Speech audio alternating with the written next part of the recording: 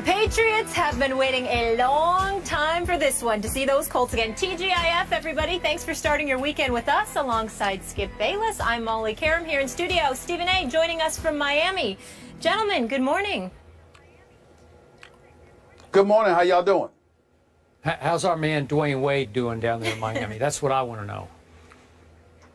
Well, I'll give you that answer this afternoon. I don't know that as of yet. Oh, you're going to see him today? Oh, I thought it was yesterday. Okay, I got it. But you are going to interview him? I'll see him today. Good. All right. Yes, I am. Onward and upward. All right, we got a lot to get into, fellas. Let's work. Let's roll. Is a rematch of the AFC Championship game, also known as the Deflategate game, where the Patriots beat the Colts 45-7. The Pats are now 4-0, including playoffs against the Colts since Andrew Luck entered the NFL in 2012. Colts owner Jim Irsay says he expects Luck to play on Sunday. Now, according to odds makers, New England opened as a 6.5-point favorite, and that line has gone up to 10 points. Stephen A., what are you expecting on Sunday night? Well, I expect, something close to a blowout, maybe not a complete blowout. I think the New England Patriots ultimately will pull away, and I think they're going to win this game by a score along the lines of 37-21, maybe 37-23, but I think they're going to put up a bunch of points. I think they're going to go at the Indianapolis Colts. I think we're going to see Brady's A game. I think the Indianapolis Colts will definitely try to respond, but I don't think they're going to be nearly as effective. I think retribution kicks in here. There's no doubt in my mind. They can downplay it all they want to, but Tom Brady is not going to just let this shove aside. This is not just another game to him, and certainly it's not about targeting the Indianapolis Colts from the perspective of, I'm quite sure they didn't mean to target Tom Brady per se. They were just pointing out something that they believed to be unfair when it came to Bill Belichick and the New England Patriots. But nevertheless, the residue effect of it all was an off season in which Tom Brady, the reigning defending Super Bowl champion quarterback, a four-time Super Bowl champion, a future first ballot Hall of Famer, has spent the entire offseason as a Super Bowl champion having to talk about deflated footballs. Barely anybody has been really focused on the fact that this guy is walking around as the champion. Instead, he's walking around as the guy who was suspended for 4 games by Roger Goodell in the National Football League, ultimately appealed that suspension, got it essentially overturned by a federal judge. That's the Tom Brady that we've been talking about for far too long, since that game in February, as opposed to the reigning defending Super Bowl champion that he is. I think that has annoyed him. I think that he's been waiting for this game, and I think that everybody else in the nation has been waiting for this game as well. I expect New England to rally around him and to pretty much have their way. If the Indianapolis Colts are able to engage in some kind of ball control where somebody like Frank Gore, who had absolutely nothing to do with any of this, goes out there and plays lights out and assists in moving the chains, then that will help Indianapolis, because they're going to keep the ball out of Tom Brady's hands to some degree. But it won't be something that can happen throughout the game. I think Tom Brady touches the football just as much as he needs to, and I think New England pulls away somewhere along the lines, like I said, 37-21 and 37-23. But it'll be by at least 14 points. Either 21 or 23. That's interesting. So you think the Colts might have a little better game than you think they might actually get from 21 up to 23? Okay. Yeah, maybe. Right, maybe. Give or take 2 points, but that's about it. They're losing by at least 14 points. Okay. The case you're making is for stronger than 14 points. So I must tell you, I'm very surprised by your score. You're making a 48-14 kind of case for Tom Brady and company for all the reasons we all know. Is that fair to say? No, I don't look at it that way, because I think about a guy like a Frank Gore. You know, if he's able to run the football effectively, then you're going to get your hands on the ball only but so much. Okay. That's what I'm thinking. He'll be able to chew up some of the clock, so Patriots won't have the ball as much. All right, look, everything about this game screams revenge blowout. Everything about it. I can make no case for the Colts right now. Stephen A., you talked about Tom Brady bringing his A-plus game, or his A game. It's going to be A-plus. And I'm told by people close to him he is out of his mind for this game. Like this is it for him. This is Super Bowl-esque for Tom Brady, because clearly he wants to take it out. He wants to deflate the Indianapolis Colts just the way he's tried to deflate every team on this schedule. And you know and I know, if the Patriots quickly get the upper hand, there will be no taking foot off gas in this game. If they can score 60, they will try to score 60. And by the way, I want to make this clear to everybody. I hope they score 60. I want to see 60-0. That would make me happy. Happier than maybe even a Cowboy victory. That would make 60-0. That's what I want to see when we get back in here on Monday morning. I want to talk about 60-0. But I don't think I'm going to be talking about 60-0. This is the classic syndrome. I mentioned this earlier this week of everybody says.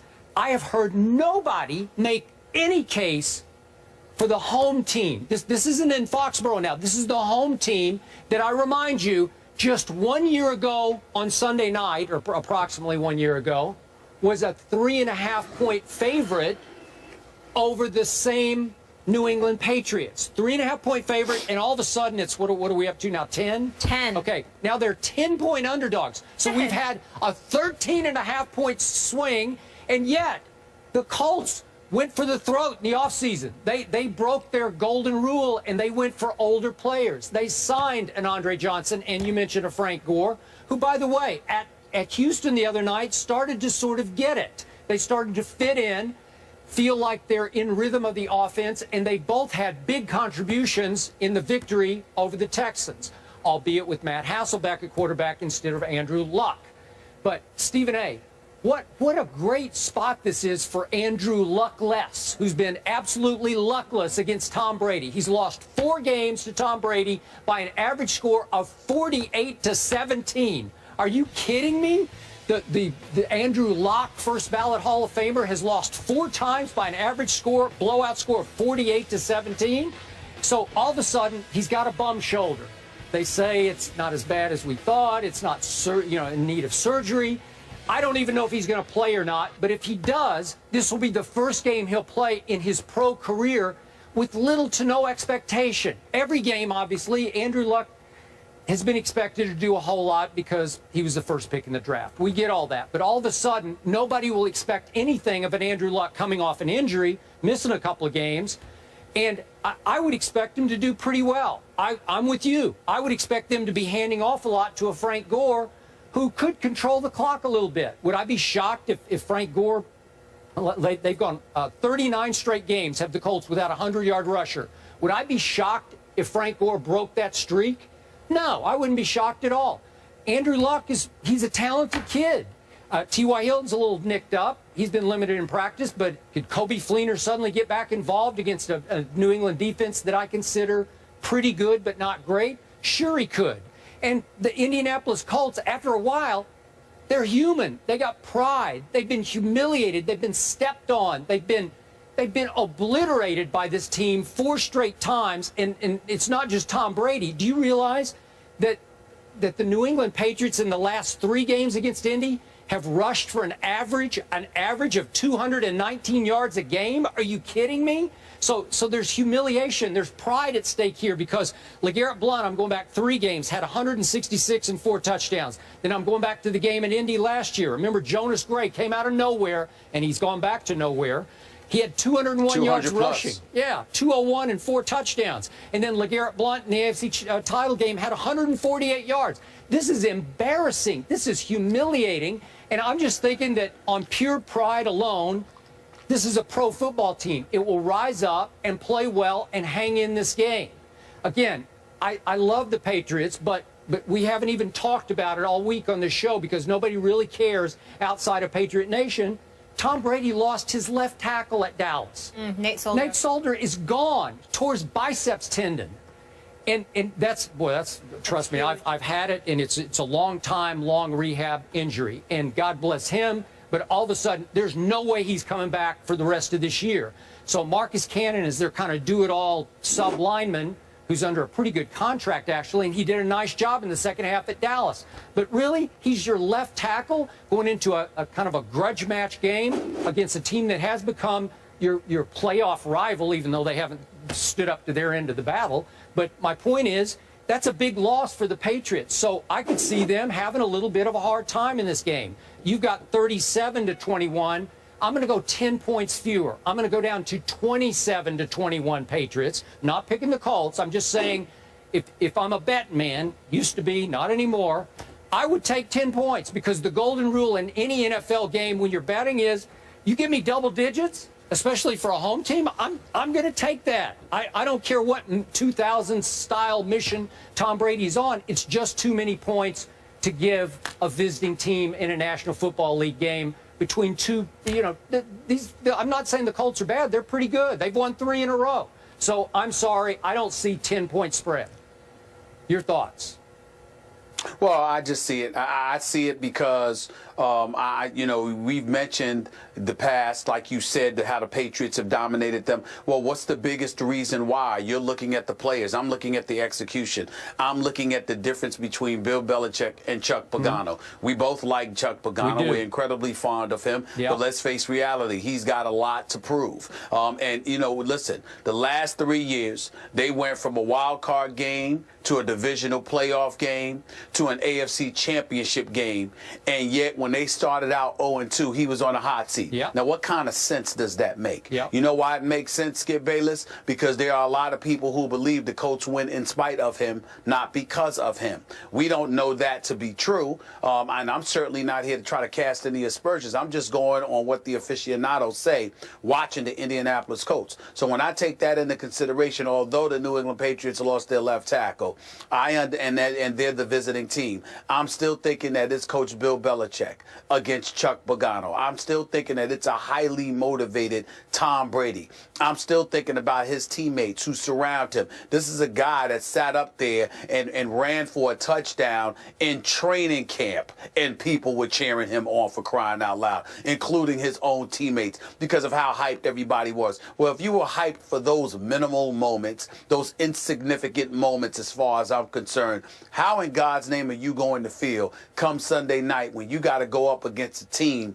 deemed responsible for instigating this whole Deflategate mess, which has now spanned 10 months and counting? That's the way that I look at it. And I think that in a game of this magnitude, nationally televised, no doubt, against these guys on their home turf, I think it's going to be reminiscent of what New England did against Buffalo those first 3 quarters in Buffalo before they made a comeback. Except in the case of the Indianapolis Colts, there will be no comeback. I think the Patriots are going to win running away with this game. Okay, I hear what you're saying, but I'm going to stand by the everybody says syndrome. When everybody says what you're saying, everybody is saying that. On every show I've turned on, everybody's written this. It's a done deal. It's a wipeout, revenge wipeout. When everybody says it, the opposite almost always happens. So I think it'll be a close game for 3.5 quarters. And again, this is the truth.